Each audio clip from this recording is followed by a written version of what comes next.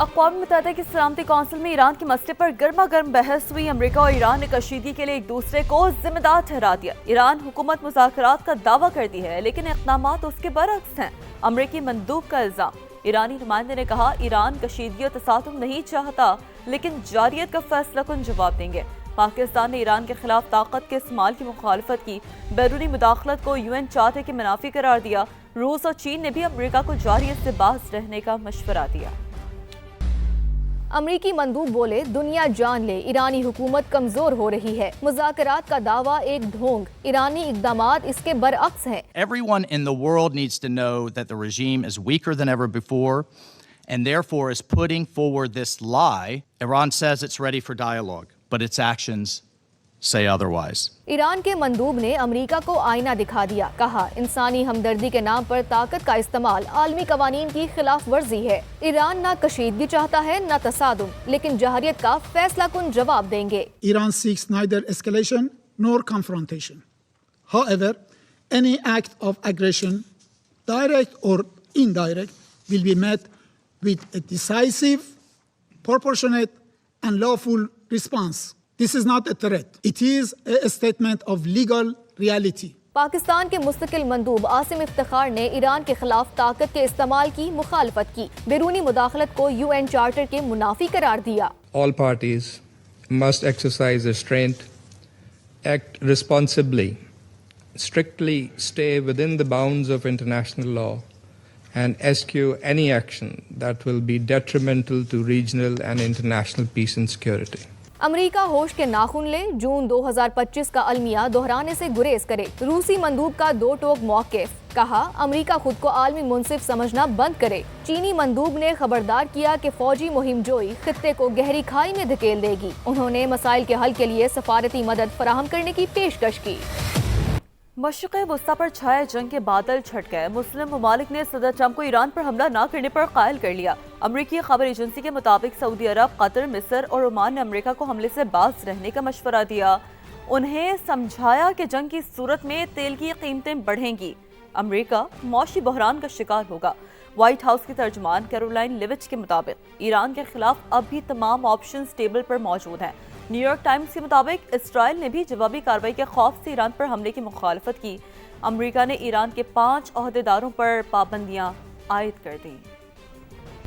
مشرق وسطیٰ میں ایک اور خونریز جنگ کا خطرہ ٹل گیا۔ مسلم ممالک صدر ٹرمپ کو جنگ سے باز رکھنے میں کامیاب۔ امریکی صدر نے آخری لمحے میں ایران پر حملے کا فیصلہ واپس لے لیا۔ ایک عرب سفارتکار نے امریکی خبر ایجنسی کو بتایا کہ امریکہ کو حملے سے باز رہنے کا مشورہ سعودی عرب، قطر، مصر اور عمان نے دیا۔ صدر ٹرمپ کو سمجھایا گیا کہ جنگ کی صورت میں امریکہ شدید معاشی بحران کا شکار ہوگا۔ تیل کی قیمتیں آسمان کو چھو لیں گی۔ نیو یارک ٹائمز کے مطابق اسرائیل نے بھی ایران پر حملے کی مخالفت کی۔ صہیونی ریاست کو ڈر تھا کہ ایران اس کے خلاف جوابی کارروائی کر سکتا ہے۔ وائٹ ہاؤس کی ترجمان کیرولائن لیوچ کہتی ہیں ایران کے خلاف تمام آپشنز اب بھی ٹیبل پر ہیں۔ What I will say with respect to Iran is that the president and his team have communicated to the Iranian regime that if the killing continues, there will be grave consequences. The president and his team are closely monitoring this situation and all options remain on the table for the president. امریکہ نے مظاہرین کے خلاف تشدد کے الزام میں ایران کے 5 عہدیداروں پر پابندیاں عائد کر دیں، جن میں قومی سلامتی کی سپریم کونسل کے سیکریٹری علی لاریجانی سمیت پاسداران انقلاب اور قانون نافذ کرنے والے اداروں کے کمانڈرز شامل ہیں۔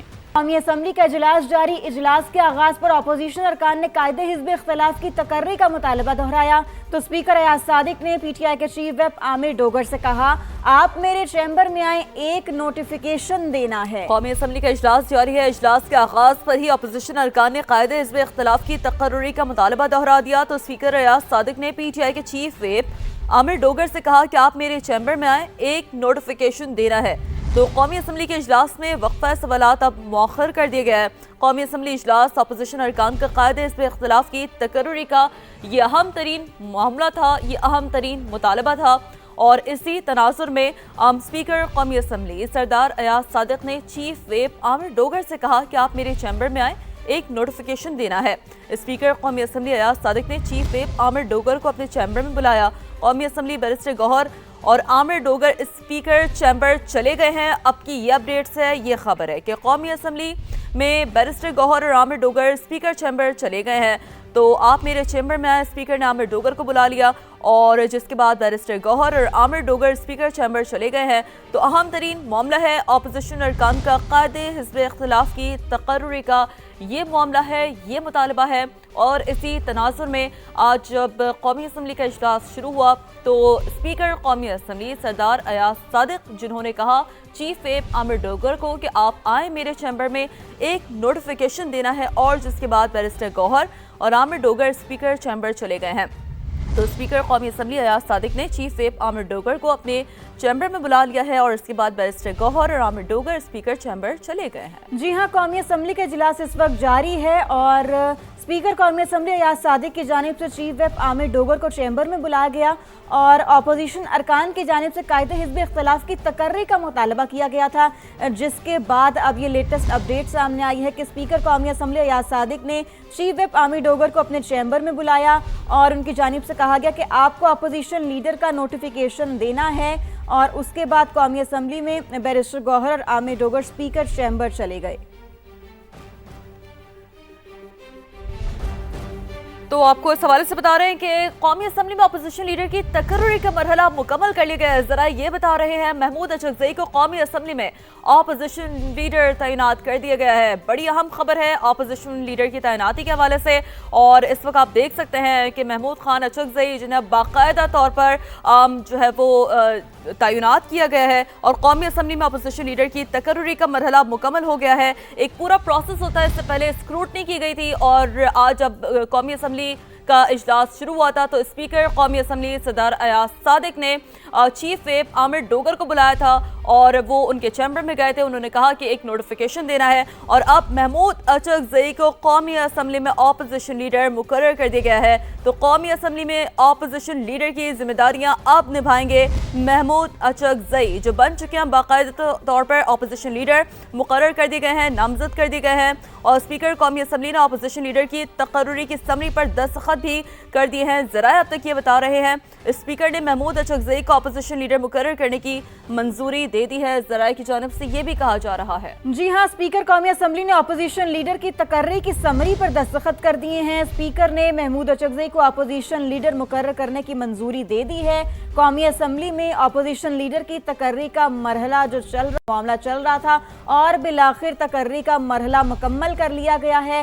محمود اچکزئی کو قومی اسمبلی میں اپوزیشن لیڈر اب مقرر کر دیا گیا ہے، جس حوالے سے سمری پر دستخط کر دیے گئے ہیں اسپیکر قومی اسمبلی کی جانب سے۔ اپوزیشن لیڈر کی تقرری کی سمری پر دستخط کیے گئے ہیں۔ اسی پر بات کریں گے، ہمیں جوائن کیا ہے سما کے نمائندے عثمان خان نے۔ جی عثمان، کیا تفصیلات ہیں آپ کے پاس، شیئر کیجیے گا۔ جی بالکل، ذرا یہ کہہ رہے ہیں کہ قومی اسمبلی میں اپوزیشن لیڈر کی تقرری کا مرحلہ جو ہے وہ مکمل کر لیا گیا ہے۔ محمود خان اچکزئی کو قومی اسمبلی میں اپوزیشن لیڈر تعینات کرنے کا فیصلہ کر لیا گیا، اور اسپیکر قومی اسمبلی نے جو اپوزیشن لیڈر کی تعیناتی کی سمری تھی اس کے اوپر یہ بتایا گیا کہ دستخط کر دیے، اور محمود اچکزئی کو اپوزیشن لیڈر مقرر کرنے کی منظوری دے دی گئی۔ اب سے کچھ دیر پہلے جو اپوزیشن کی لیڈرشپ ہے، جن میں عامر ڈوگر اور بیرسٹر گوہر کو اسپیکر کی جانب سے مدعو کیا گیا تھا کہ وہ چیمبر میں آئے، اور ایک نوٹیفیکیشن جو تیار ہے وہ ان کے سپرد کیا جا رہا ہے۔ تو اب ذرا یہ دعویٰ کر رہے ہیں کہ جو نوٹیفیکیشن ہے وہ محمود خان اچکزئی کی تقرری سے متعلق ہے، جو کہ اب سے کچھ دیر بعد باضابطہ طور پر جو تحریک انصاف اور اپوزیشن کی لیڈرشپ اس وقت چیمبر میں موجود ہے ان کے سپرد کیا جائے گا، اور جو rules of procedure and conduct of business 39 rule ہے اس کے تحت یہ اہم ذمہ داری جو ہے وہ اسپیکر کی جانب سے تفویض کی جا رہی ہے۔ 4 خطوط لکھے گئے تھے اسپیکر کی جانب سے اپوزیشن کو کہ وہ تمام تر معاملات جو ہیں وہ کاغذات فراہم کرے۔ اس کے بعد اپوزیشن نے وہ تمام تر عدالتی جو دستاویزات تھی وہ اسپیکر کو دی تھی، اور اس کے بعد اسپیکر نے کہا تھا کہ یہ معاملہ جو ہے وہ منطقی انجام تک پہنچایا جائے گا۔ کل یہ توقع کی جا رہی تھی